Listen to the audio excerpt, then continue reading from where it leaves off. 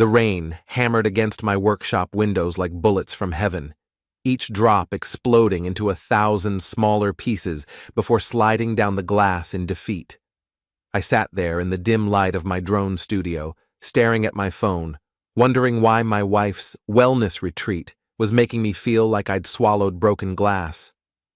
Zara had left 3 days ago with her usual theatrical flair, designer luggage, organic smoothie in hand, and enough spiritual bullshit to choke a monk.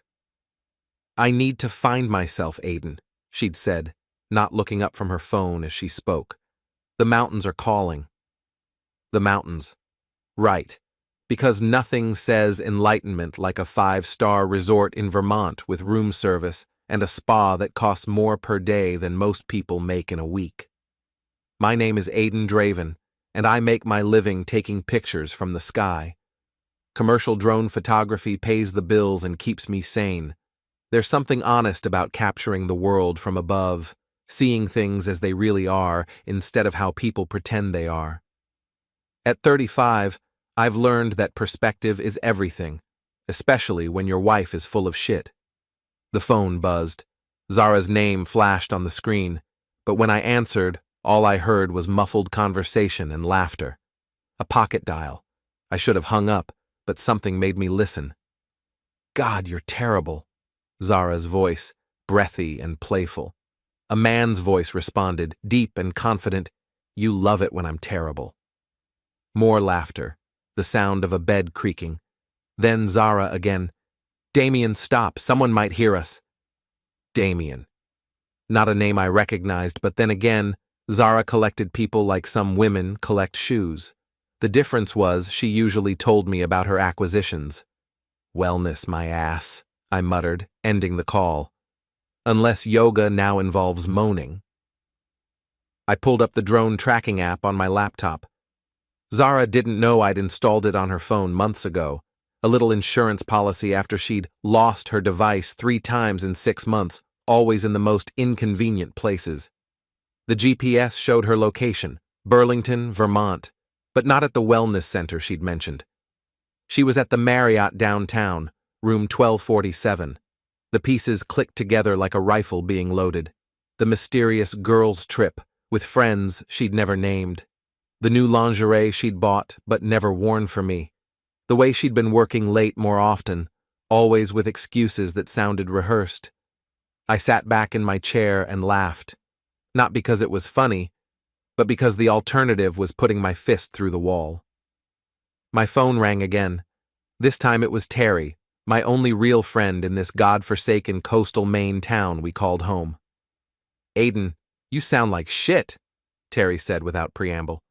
"What's wrong?" "Just discovered my wife's idea of finding herself involves finding someone else's dick." "Ah, hell, I'm sorry, man. You sure? Unless she's practicing some very advanced breathing techniques with a guy named Damien, yeah, I'm sure." Terry was quiet for a moment. Then, "What are you going to do?" I looked out at the rain, at the gray sky that seemed to press down on our little town like a coffin lid. "I'm going to get a drink. Want to meet me at Sanctuary?" "The wine bar in the old church? That pretentious place Zara likes?" "That's the one. I figure if I'm going to drink away my marriage, I might as well do it somewhere with stained glass windows and overpriced Cabernet.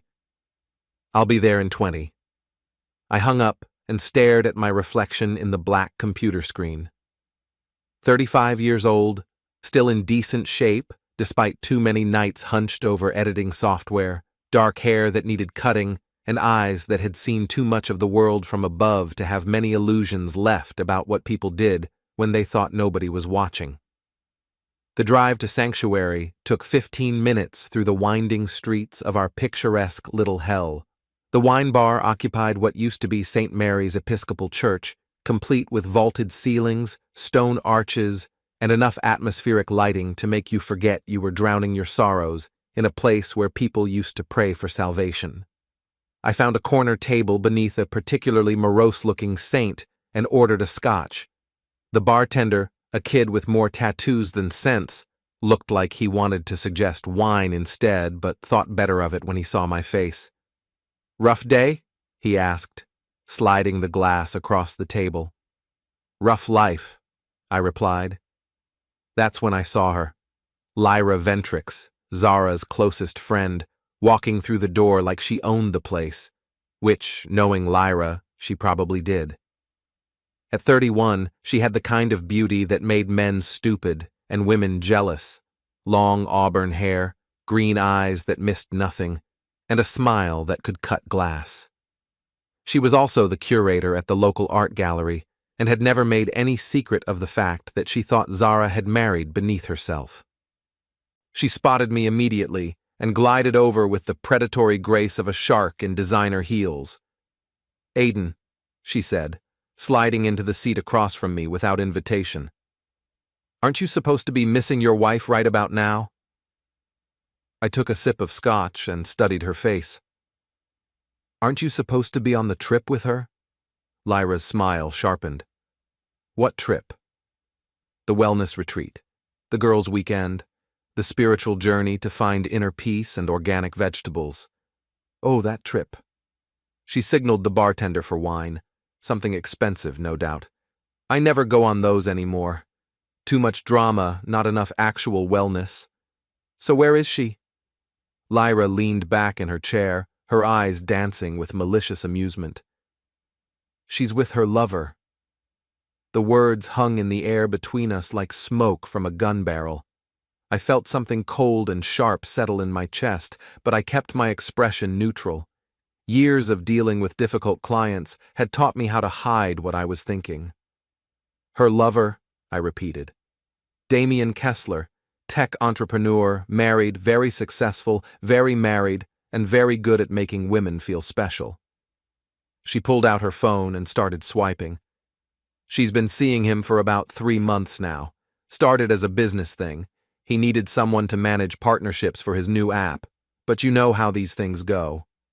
She turned the phone toward me. Instagram photos that hadn't appeared on my feed, Zara and a man I didn't recognize, both looking far too comfortable with each other. Hotel tags from places she'd never mentioned visiting. Comments from people I'd never heard of. She has you blocked from seeing these, Lyra explained helpfully, but she never blocked me from screenshotting them. I studied the photos with the same detached professionalism I used to analyze aerial shots. The man was handsome in an obvious way. Tall, dark hair, expensive clothes, the kind of smile that sold 1 million products and twice as many lies. In one photo, his hand rested possessively on Zara's lower back. In another, they were sharing what looked like an intimate joke over champagne. "Why are you showing me this?" I asked. Lyra's wine arrived, and she took a delicate sip before answering. Because I'm tired of pretending I don't know. Because she's been lying to everyone, including me. And because... She paused, her green eyes meeting mine. Because I think you deserve better. Better than what? Better than her. She leaned forward, close enough that I could smell her perfume, something expensive and dangerous. Forget her, Aiden. Have dinner with me tonight. The words hit me like a physical blow, not because I was attracted to Lyra, though any man with a pulse would be, but because of what they represented. The final nail in the coffin of my marriage, delivered by my wife's best friend with surgical precision. I looked around the wine bar, at the other patrons nursing their drinks beneath the watchful eyes of stone saints. A few of them were people I recognized, colleagues of Zara's from the marketing firm where she worked, local business owners, the kind of people who made this town's social ecosystem function. "You know what?" I said, loud enough for the nearby tables to hear. "I'd love to have dinner with you." Lyra blinked, clearly not expecting such a quick acceptance. "Really?" "Really." I pulled out my phone and opened the camera. "In fact, let's celebrate right now." Before she could object, I leaned over and snapped a selfie, me and Lyra, her wine glass raised, both of us smiling. I immediately posted it to my social media with a simple caption, "Unexpected evening plans with beautiful company." Within seconds, the likes and comments started rolling in. I tagged 3 of Zara's work colleagues who were sitting at the bar, making sure they'd see it in their notifications. "Aiden," Lyra said, her voice uncertain for the first time since she'd sat down. "What are you doing?" I finished my scotch and stood up. "I'm taking your advice. I'm forgetting about my wife." The rain had stopped by the time I walked out of Sanctuary, but the air still carried the promise of more storms to come. Behind me, I could hear the buzz of conversation that always followed a good piece of gossip in a small town. I drove home through streets that suddenly felt different, like I was seeing them for the first time. The house I shared with Zara, a renovated Victorian that had cost us both our savings and most of our sanity, looked smaller somehow, less significant. Inside, I poured another scotch and sat down at my computer. The photo I'd posted with Lyra had already gotten 37 likes and 12 comments, most of them from people who knew both me and Zara. The gossip mill was already grinding. My phone buzzed with a text from Terry. "Saw your post?" "What the hell are you doing?" I typed back. "Playing chess while everyone else is playing checkers." "This is going to get messy." "It already is messy. I'm just deciding who gets to clean it up." I opened my laptop and began making a list. Bank accounts to freeze, insurance policies to modify, passwords to change, credit cards to cancel, the methodical work of dismantling a life I'd thought was real, but had turned out to be nothing more than an elaborate performance. Somewhere in Vermont, my wife was probably wrapped in another man's arms, believing she was getting away with something. She had no idea that her pocket dial had just triggered the first domino in a chain reaction that would bring her carefully constructed world crashing down around her ears. I raised my glass to the empty house. "No sanctuary for the faithless," I said aloud, borrowing from the name of the wine bar where my marriage had officially ended. "Not in this town, and not on my watch." The scotch burned going down, but not as much as the truth. Morning came like a hangover, gray, unwelcome, and full of regret. I woke up on my workshop couch, surrounded by empty bottles and the detritus of a marriage that had faded sometime between midnight and dawn. My phone showed 17 missed calls from Zara and 43 text messages ranging from confused to furious. The first few texts were almost funny. "Saw your post? Having fun without me?" Then they got progressively more frantic. "Aiden, call me back. We need to talk." By 3 a.m., they'd turned ugly. "You're being childish. Delete that photo." I made coffee and ignored them all. Instead, I called my bank. "Hi, this is Aiden Draven. I need to remove someone from my joint checking and savings accounts." The process was surprisingly simple when you were the primary account holder and had all the documentation. Within an hour, Zara's access to our money was gone. Not illegal, since my name was on everything, but definitely effective. Next, I called our insurance agent. "I need to change the beneficiary on my life insurance policy." Another quick conversation, another bridge burned.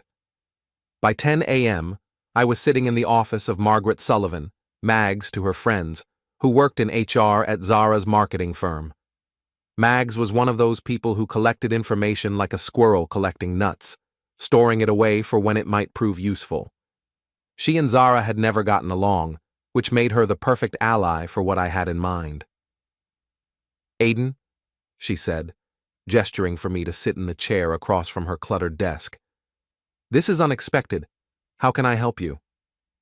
"I need to report a potential conflict of interest," I said, keeping my voice professional and calm.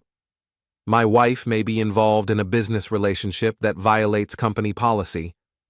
Mags leaned forward, her eyes lighting up with interest. "What kind of business relationship?" I pulled out my phone and showed her the screenshots Lyra had shared. Zara and Damien at various business events, the hotel tags, the intimate photos. "She's been working with Damien Kessler on partnership deals for his company, but it appears their relationship has become personal." "How personal?" "Personal enough that she's currently in a hotel room with him instead of on the wellness retreat she told everyone about." Mag studied the photos with the intensity of a detective examining crime scene evidence. This is definitely a problem. We have strict policies about personal relationships affecting business decisions. If she's been giving his company preferential treatment, I'm not asking you to fire her, I said. I'm just making sure the company is aware of a potential issue. Of course. Mags made a note in her calendar. I'll need to investigate this properly. It might take a few days. Take all the time you need. I left Mag's office and drove to Terry's garage, where I found him elbow deep in the engine of a 1987 Mustang that had seen better decades. You look like shit, he said without looking up.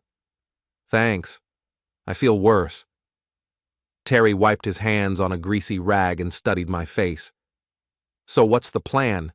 You going to confront her when she gets back? No, I'm going to let her confront me. What's that supposed to mean? I pulled out my phone and showed him the bank notifications, the insurance changes, the email confirmations. I've cut off her access to everything. When she tries to use our credit card tonight, it'll be declined. When she checks our bank account, she'll find it empty. Well, empty of her access to it. Jesus, Aiden, that's cold. She's been sleeping with another man for 3 months while pretending to be my loving wife. Cold doesn't begin to cover what she deserves. Terry leaned against the Mustang's fender. What about the photo with Lyra? That was pretty public. That was just the opening move. Lyra thought she was doing me a favor by telling me about Zara's affair, but she didn't realize she was also volunteering to be part of my revenge. You're using her? She used herself. All I did was accept her invitation and make sure the right people saw us together. My phone buzzed with another text from Zara. Aiden, my card was declined. What's going on? I showed the message to Terry, who whistled low. She's figuring it out. Good, let her sweat. I spent the rest of the day at my studio, editing photos and pretending to work while my phone exploded with increasingly frantic messages from my wife. Each text was more desperate than the last, and I savored every one like fine wine. Around 4 p.m., Lyra called. Aiden, we need to talk, she said without preamble. About what? About last night. About that photo. People are talking. Let them talk. You don't understand. Zara called me this morning, screaming. She thinks we're having an affair. Aren't we? Silence on the other end of the line. Then, what? You asked me to dinner. I said yes. You showed me evidence of my wife's infidelity. I thanked you with a photo. Seems pretty straightforward to me. That's not what I meant, and you know it. Do I? Because from where I'm sitting, it looks like you wanted to break up my marriage so you could have a shot at me. Mission accomplished. Aiden, I never meant for things to go this far. I was just trying to help you see what kind of person Zara really is. And now I do. Just like I see what kind of person you are. I hung up before she could respond. The evening brought more entertainment. Zara's texts had evolved from angry to pleading to threatening. She'd figured out that I'd changed the bank accounts and the insurance, and she was furious. But she still hadn't figured out the best part. At 8 p.m., I got a call from an unknown number. Aiden Draven? The voice was male, confident, with just a hint of nervousness. Speaking. This is Damien Kessler. I think we need to talk. I smiled. I don't think we do. Look, I know this situation is complicated, but Zara and I are sleeping in a hotel room that I'm probably paying for since her credit cards don't work anymore. Yeah, I'm aware. It's not like that. It's exactly like that. But here's what you don't know, Damien. My wife has been using her position at her company to give your business preferential treatment. That's called a conflict of interest, and it's about to become a very expensive problem for both of you. The silence stretched long enough that I wondered if he'd hung up. You can't prove that, he said finally. I don't have to.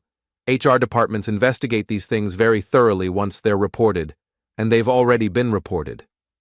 You snake. Actually, my mother was a saint. But my wife is a whore, and you're welcome to her. Just don't expect her to have a job much longer. I hung up and poured myself a celebration scotch. The next morning brought the call I'd been waiting for. Zara, her voice tight with barely controlled rage. What have you done?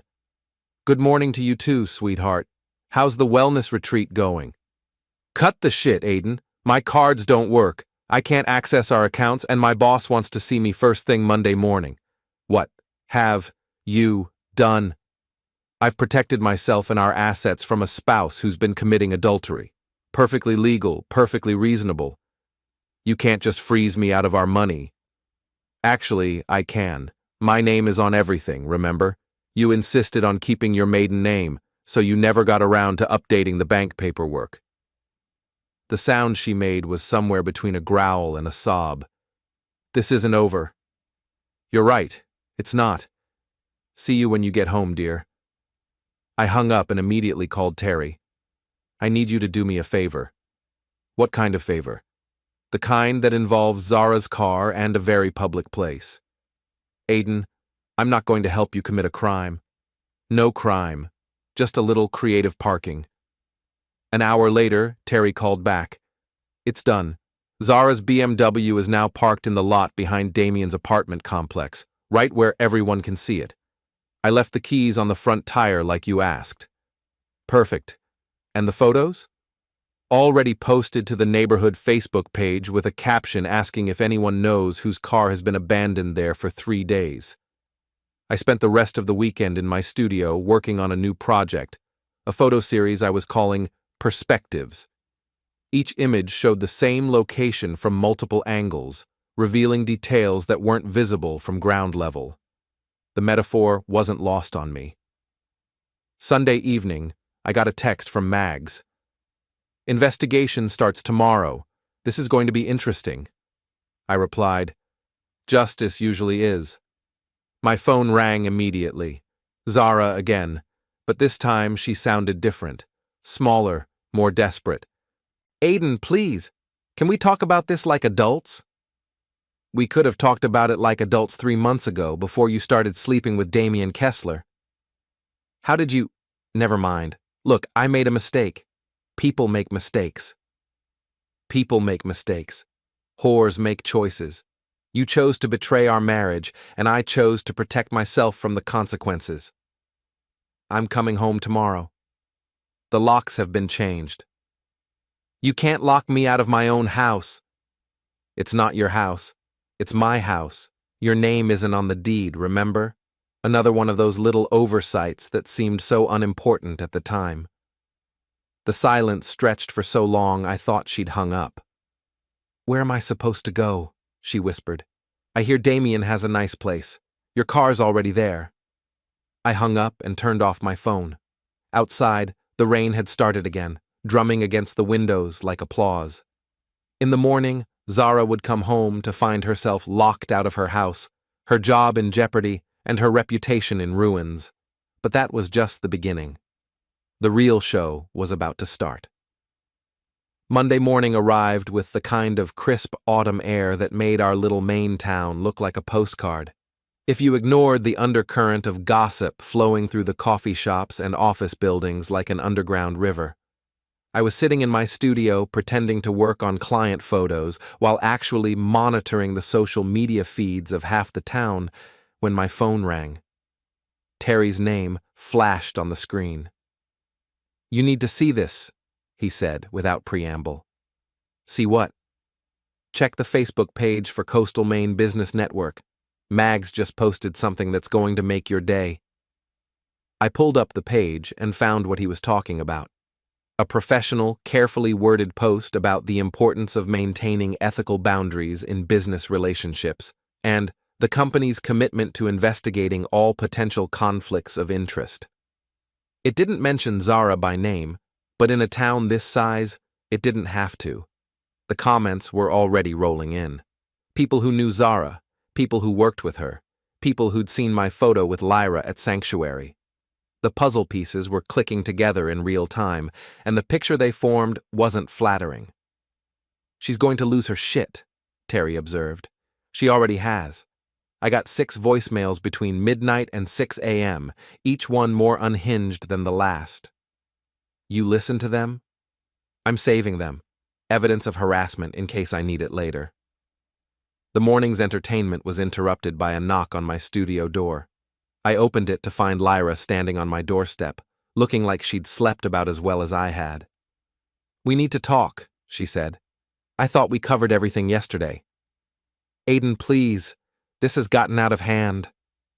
I stepped aside to let her in, mostly because I was curious about what she'd say. She looked around the studio with the appraising eye of someone who made her living evaluating art. "Nice work," she said, nodding toward a series of aerial shots I had mounted on the wall. "Thanks. Now what do you want?" She turned to face me, and I could see the calculation in her green eyes. "I want to make sure we're on the same page about what happened Saturday night." "Which is?"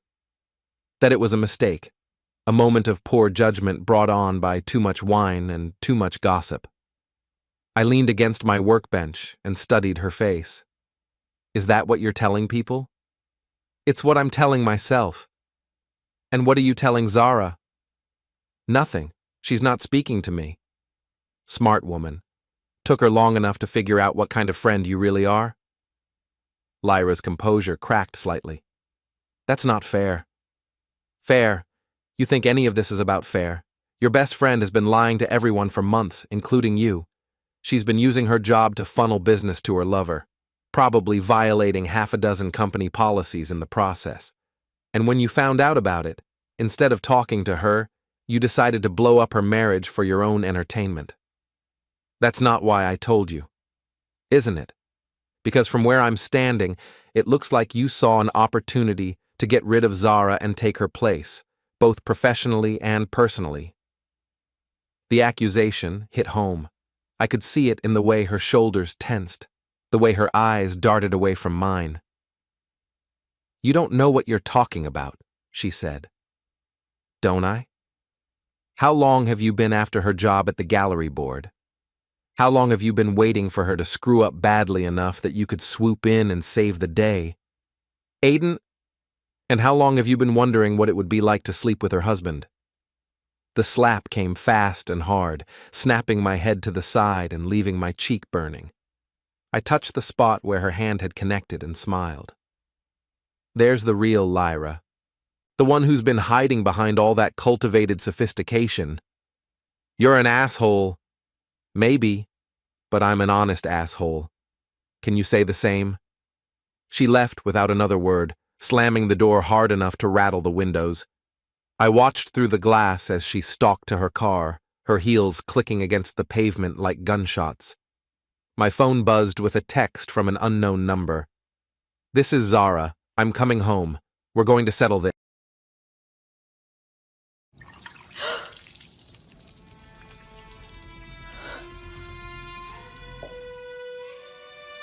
Smile, because this is the last good day of your life.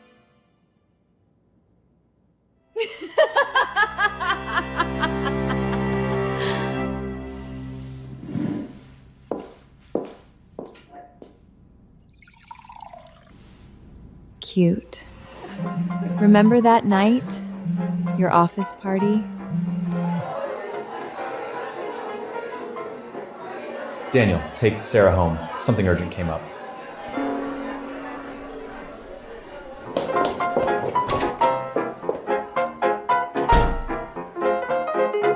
I'm pregnant. Who do you think the father is?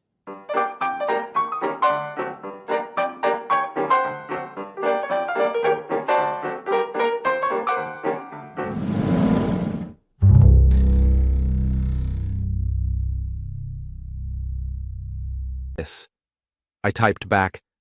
"Doors locked. Windows too. Enjoy the front yard." 20 minutes later, I heard a car pull into my driveway. I looked out to see Zara's BMW. Apparently, Terry had left the keys where she could find them, and my soon-to-be ex-wife climbing out of the driver's seat looking like she'd been through a blender. Her usually perfect hair was disheveled, her makeup smeared, and her designer clothes wrinkled. She looked like what she was, a woman whose carefully constructed life had just collapsed around her ears. I opened the window and leaned out. "You look terrible. Let me in, Aiden." "Can't do that. Change the locks, remember? This is my house too." "Actually, it's not. Checked with a lawyer this morning. Since your name isn't on the deed and we're not legally separated yet, I have every right to deny you access to protect myself and my property." She stood in the driveway for a moment, looking lost. Then she seemed to remember something and pulled out her phone. "I'm calling the police." "Go ahead. They'll tell you the same thing the lawyer told me. Until we're officially separated, this is a civil matter." She made the call anyway. I went back to my work, listening to her increasingly frustrated conversation with the dispatcher. 20 minutes later, a patrol car pulled up.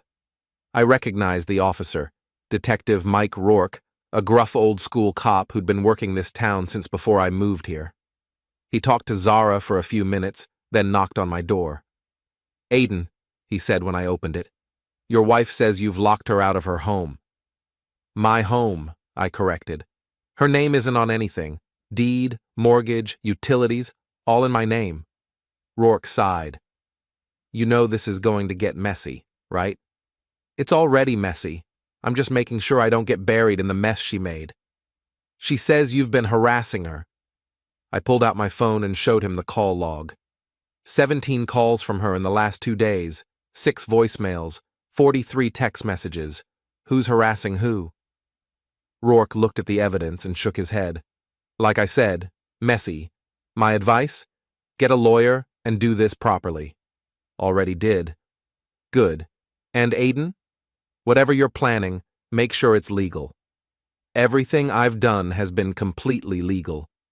"I'm not talking about what you've done. I'm talking about what you're going to do." After Rourke left, Zara stood in my driveway for another hour, alternately crying and screaming at my windows. A few neighbors came out to watch the show, and I noticed more than one phone recording the spectacle. Finally, she got back in her car and drove away. But not before leaving me one final voicemail. "This isn't over, Aiden. You think you're so smart, but you have no idea what you've started." She was right about one thing. I did think I was smart, and what I'd started was just getting interesting. That evening, I drove to the Coastal Arts Festival, an annual event where the town's cultural elite gathered to pretend they cared about local artists while actually networking and gossiping. I knew Zara would be there. She never missed an opportunity to be seen at important social events. I also knew Lyra would be there since her gallery was one of the main sponsors. What I hadn't expected was to see them together, standing near the main display, having what looked like an intense conversation. I parked across the street and watched through my telephoto lens as they gestured and argued, their body language telling a story their words couldn't hide. Then I saw something interesting. Damien Kessler, walking toward them with the confident stride of a man who thought he owned the world.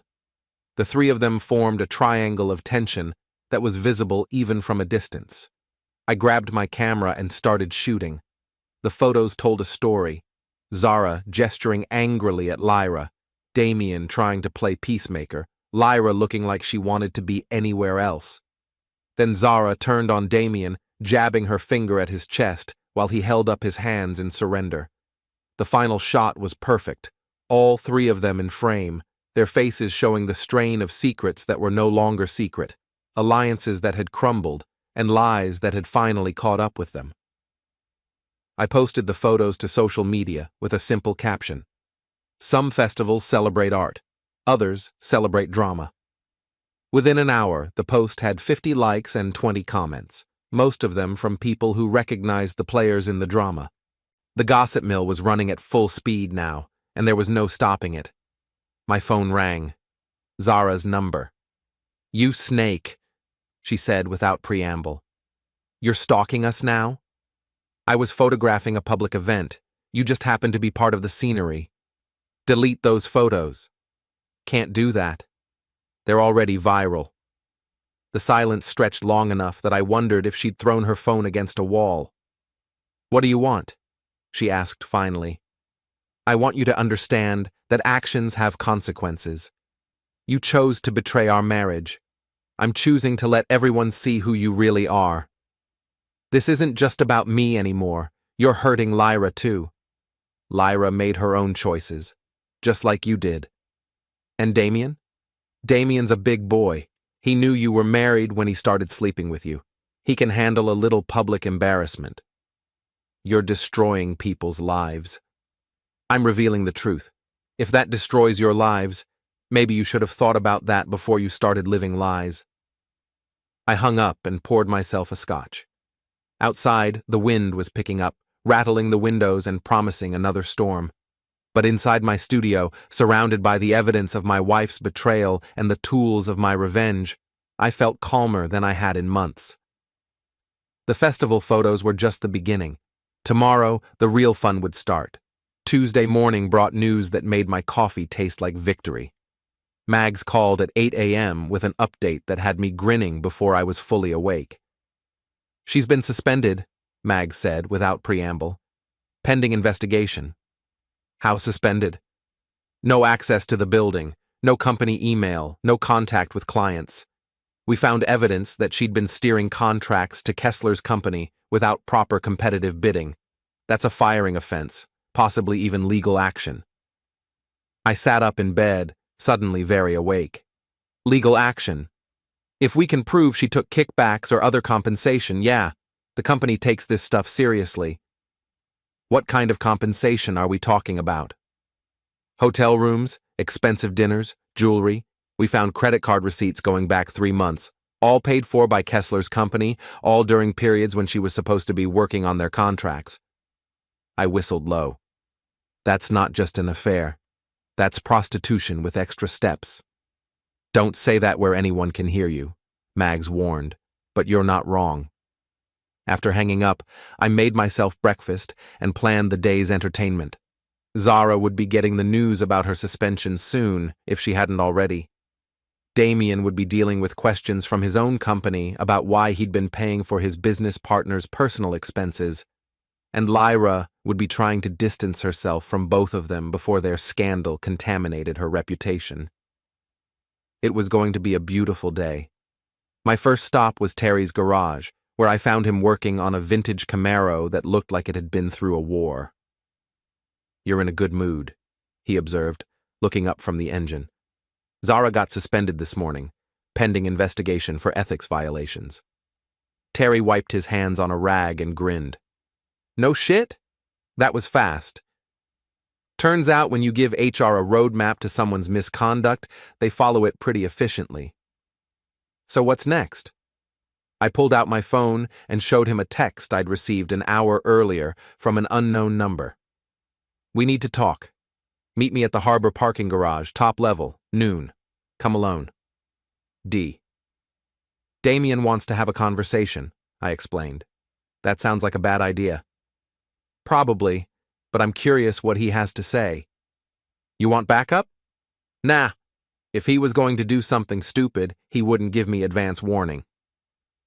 The harbor parking garage was a 5-story concrete monument to poor city planning, built in the 1970s and showing its age. The top level was mostly empty except for a few cars belonging to people who worked in the nearby office buildings. Damien was waiting by the guardrail, looking out at the gray water of the harbor.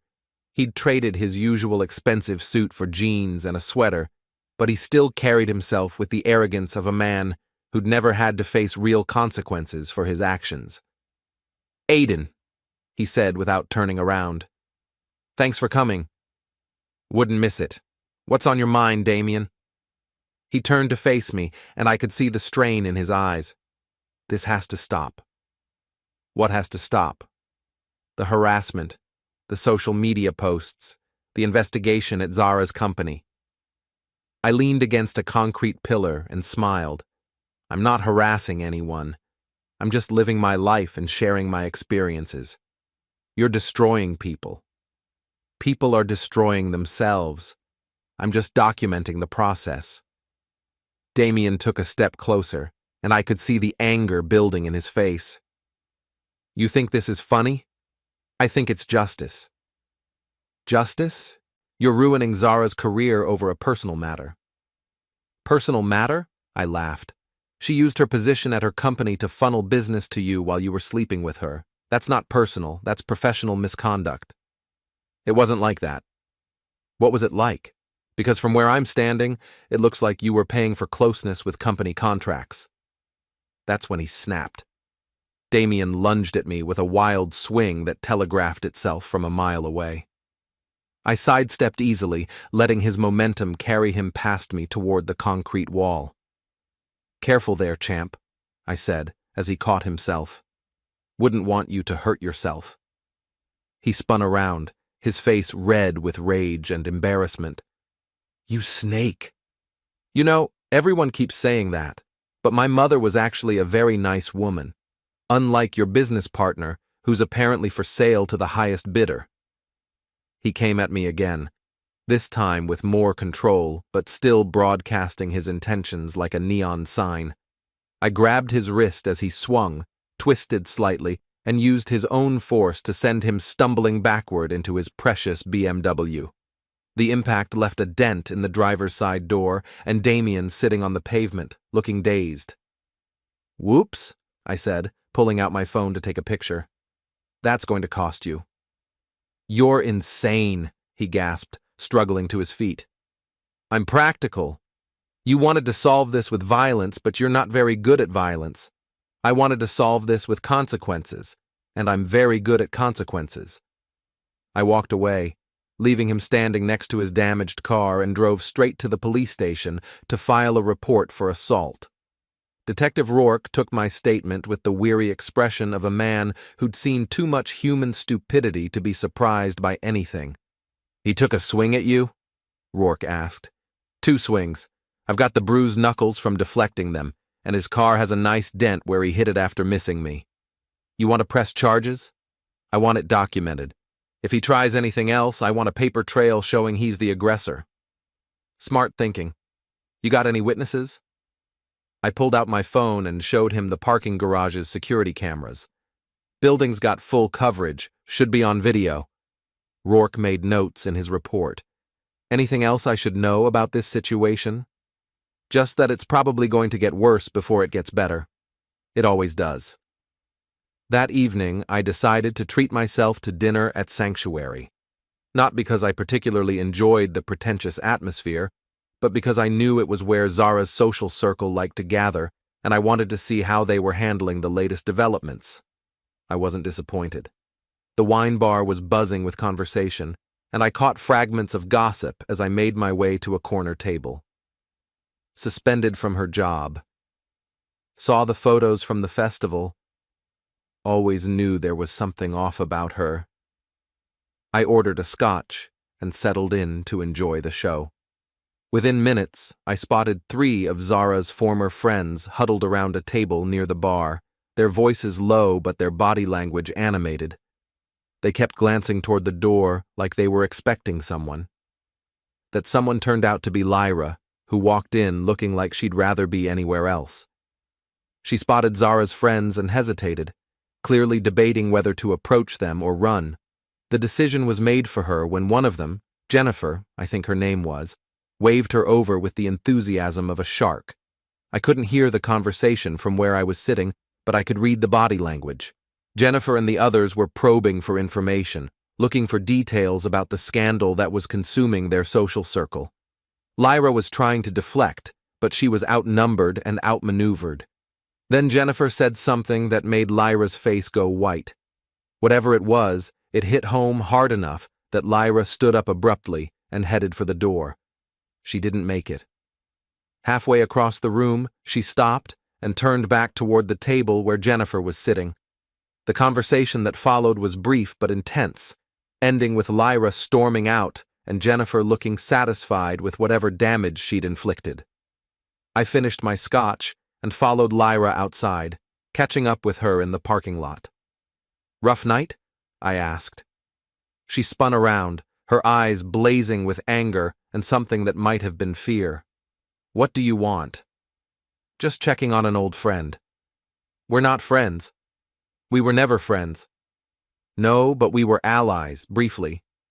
That was a mistake. For who? You or me? She looked around the parking lot like she was checking for witnesses, then stepped closer. Do you have any idea what you've done? I've exposed the truth. Seems like a public service to me. The truth? The truth is that you've destroyed 3 people's lives because your ego couldn't handle being cheated on. My ego? This isn't about my ego. This is about consequences. Actions have consequences, and you're all finally facing yours. What consequences am I facing? I didn't do anything wrong. I smiled. Didn't you? Because from what I hear, you've been playing all sides of this game from the beginning. Feeding information to me about Zara, feeding information to Zara about me, probably feeding information to Damien about both of us. That's not... And now that everything's falling apart, your friends are starting to wonder what your real role was in all this, starting to ask questions about your motives. The fear in her eyes confirmed that I'd hit the target. What did Jennifer say to you in there? I asked. Something about how convenient it was that you were the one who told me about Zara's affair? Something about how you've been positioning yourself to take over Zara's spot on the gallery board? You don't know what you're talking about. I know that small towns have long memories and sharp tongues, and I know that your reputation is built on trust and discretion. How's that working out for you now? She turned and walked away without another word, but I could see the defeat in her shoulders. The predator had become the prey, and she knew it. I drove home through streets that felt different now, charged with the electricity of scandal and gossip. In my rearview mirror, I could see storm clouds gathering over the harbor, promising rain and wind, and the kind of weather that made people stay indoors and think about their choices. But I wasn't done making choices for them. Tomorrow would bring new opportunities, new pressures, new consequences for the people who'd thought they could lie and cheat and betray without paying a price. The real storm was just getting started. Wednesday arrived with the kind of brutal weather that made Maine famous, driving rain, howling wind, and the sort of gray sky that pressed down on you like a lead blanket. Perfect weather for what I had planned. I spent the morning in my studio, putting the finishing touches on a project I'd been working on for the past 3 days. Using my drone footage and some creative editing, I'd created a presentation that told the complete story of Zara and Damien's affair, from their first meeting at a business conference to their most recent hotel rendezvous. The beauty of it was that everything was true and legally obtained. Hotel receipts that Mags had found during her investigation, social media posts that Lyra had screenshotted, photos I'd taken at public events, text messages that Zara had sent to mutual friends, not knowing they'd forward them to me. It was a masterpiece of public humiliation, set to music and edited with the skill of someone who'd spent 15 years making commercial videos, the kind of thing that would go viral in a town this size within hours of being released. But first, I needed the right venue. I called Lyra's gallery and asked to speak with her assistant, a nervous young woman named Beth, who always sounded like she was afraid of saying the wrong thing. Hi, Beth. This is Aiden Draven. I'd like to rent the gallery for a private event tonight. Tonight? Oh, I don't think we have anything available on such short notice. It's for a memorial service. My grandmother passed away unexpectedly, and she always loved the gallery. I'd be willing to pay premium rates. The lie came easily, and Beth's sympathy was immediate. Oh, I'm so sorry for your loss. Let me check with Lyra. 5 minutes later, she called back. Lyra says the gallery is yours for tonight, 7 to 10 p.m., and she's waiving the rental fee as a gesture of sympathy. Perfect. Lyra's guilt was making her predictable. Next, I called everyone I could think of who might want to attend a memorial service for my fictional grandmother. Zara's former colleagues, people from the business community, social media influencers, local reporters. I told each of them that it would be a celebration of a woman who'd valued truth and honesty above all else. By 6 p.m., I was at the gallery setting up my equipment. The space was perfect, high ceilings, excellent acoustics, and a projection system that could display my presentation on a wall-sized screen. I tested everything twice, then went to change into my best suit. The guests started arriving at 7 sharp, and I greeted each one with the solemn dignity appropriate for a memorial service. Most of them had never met my grandmother, who was actually still alive and living in Florida, but they offered their condolences with the practiced sympathy of people who attended a lot of social events. Zara arrived at 7:30, looking like she'd spent the day in hell. Her suspension from work had become common knowledge, and the stress was showing in her face, her posture, her carefully maintained facade of composure. She approached me with the cautious steps of someone walking through a minefield. "Aiden," she said quietly, "I'm sorry for your loss." "Thank you." Grandmother always said that truth was the most important thing in life. She'd be pleased to see so many people here to honor that principle. Something in my tone made her eyes narrow, but before she could respond, Damien walked in. He looked even worse than Zara.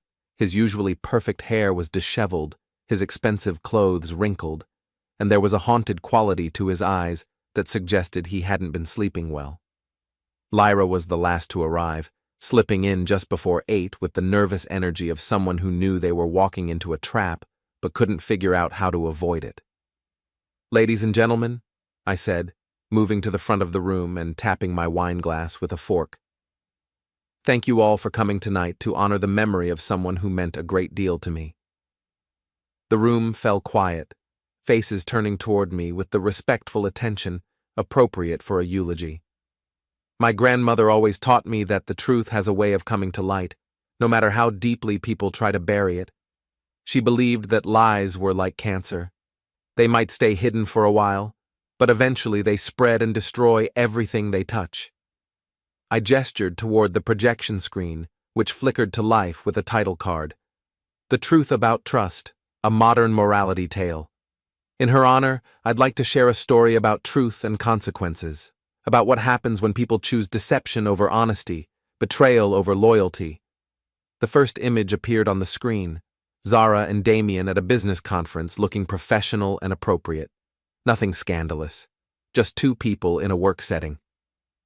"This story begins with what appeared to be a simple business relationship," I continued, my voice carrying clearly through the gallery's acoustics. "A partnership between a marketing professional and a tech entrepreneur." The images progressed chronologically, more business meetings, gradually becoming more personal. Damien's hand on Zara's shoulder, Zara laughing at something he'd said, the body language of 2 people who were becoming more than colleagues. I could hear murmurs from the audience, could see recognition dawning on faces as people realized what they were watching. But as my grandmother always said, the truth has many layers. What appears to be one thing on the surface often turns out to be something very different underneath. The hotel receipts appeared on screen, followed by restaurant bills, jewelry purchases, expensive gifts, all paid for by Damien's company during periods when Zara was supposed to be evaluating contracts objectively. The question becomes, where does business end and corruption begin? When does a professional relationship cross the line into something else entirely? Zara stood up abruptly. "Stop this," she said, her voice cutting through the murmur of conversation. "This is inappropriate." "Is it?" I asked mildly. "I thought we were celebrating honesty. Isn't this honest?" "This is harassment. This is public information," I interrupted. "Hotel receipts obtained through a legitimate HR investigation, social media posts that you made public, photos taken at public events. Nothing here was obtained illegally or unethically." Damien was on his feet now too, his face red with anger and embarrassment. "You can't do this." "Actually, I can. This is a private event on private property, and everyone here came voluntarily." The presentation continued, each slide more damning than the last. Text messages between Zara and Damien discussing which contracts to steer toward his company. Photos of them in compromising positions at hotels across New England. financial records showing the correlation between their personal relationship and his company's business success. The real tragedy, I said as the final slides appeared, is that this betrayal didn't just hurt one person. It hurt everyone who trusted these individuals to act with integrity. Colleagues who believed in fair competition. Friends who thought they were dealing with honest people. A spouse who thought he was in a faithful marriage. Zara was crying now, tears streaming down her face as she stood frozen in the middle of the gallery.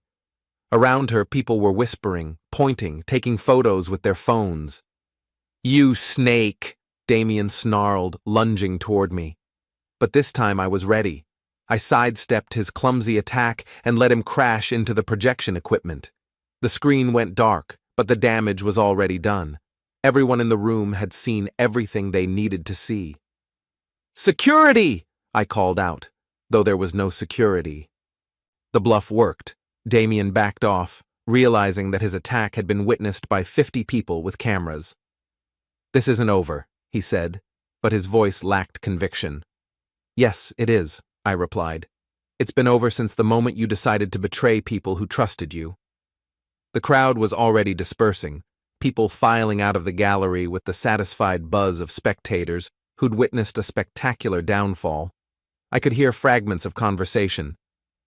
"Did you see her face when—" "I always suspected. This is going to be all over town by morning."